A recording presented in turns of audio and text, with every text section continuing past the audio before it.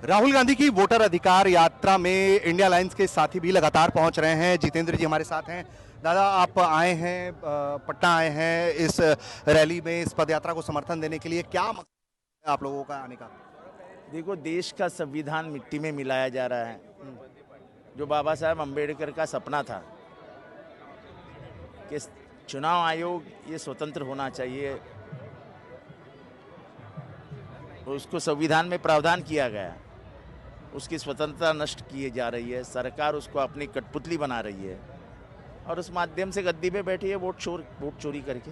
अब जिस तरह से राहुल गांधी की ये यात्रा चली, हमने देखा कि अच्छा खासा समर्थन मिला। आप लोग भी देख रहे होंगे, इसको फॉलो कर रहे थे, तो इस तरह के रिस्पांस का आप लोगों को उम्मीद थी कि सड़कों पर इस तरह का रिस्पांस मिलेगा? देखो, मैं जहाँ तक मैं इतिहास का अभ्यासक हूँ, बिहार की जनता जब जब खड़ी रही है, चाहे वो चंपारण में गांधी जी के साथ खड़ी रही और तभी से लेके 1947 तक स्वतंत्रता का आंदोलन शुरू हो गया। लोहिया जी का आंदोलन यहीं से खड़ा हुआ, संपूर्ण क्रांति का नारा यहीं से लगा जयप्रकाश जी का, और बेलची का आंदोलन भी इंदिरा गांधी का यहीं से शुरू हुआ।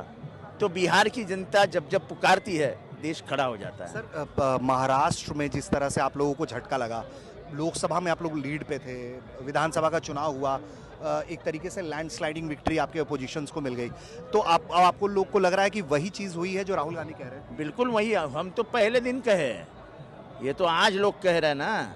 हम तो 30 नवंबर 2024 को ही कह दिए थे कि 74 लाख वोट कहाँ से बढ़े, आखिरी वक्त में 15% वोट कहाँ से बढ़े। और उसके बाद जब सीसीटीवी पूछा गया तो बोले हम सीसीटीवी नहीं देंगे। भाई, तुमने चित्रीकरण किया है तो दिखाओ हमको कि लोग कहाँ थे, कौन से लाइन में खड़े थे। सब चोरी का मामला था। अच्छा सर, जिस तरह से स्थिति बदल रही है, लगातार बात ये भी हो रही है कि चंद्रबाबू नायडू को इस तरफ लाया जाए, कोशिशें हो रही हैं। क्या आप लोगों की तरफ भी कोशिशें हो रही हैं कि क्या जो जिस तरीके से शिंदे मूवमेंट किया गया महाराष्ट्र के अंदर, उस तरह से कोई चीज़ मोदी सरकार के साथ की जाए?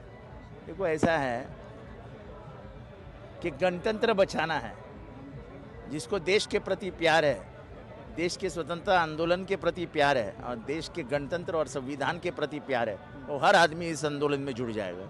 एक आखिरी सवाल, इस तरह की पदयात्राओं में इंडिया अलायंस एक बारी फिर से मजबूती के साथ दिखाई पड़ रहा है, तो ये आगे 29 के रोड मैप पर काम हो रहा है या ये एक ऐसा सब्जेक्ट है जो सबके लिए जरूरी है, इसलिए आप लोग एक साथ हैं? देखो, ऐसा है कि अगर ये नहीं करेंगे तो ना संविधान बचेगा ना देश बचेगा, तो ये करना ज़रूरतमंद है।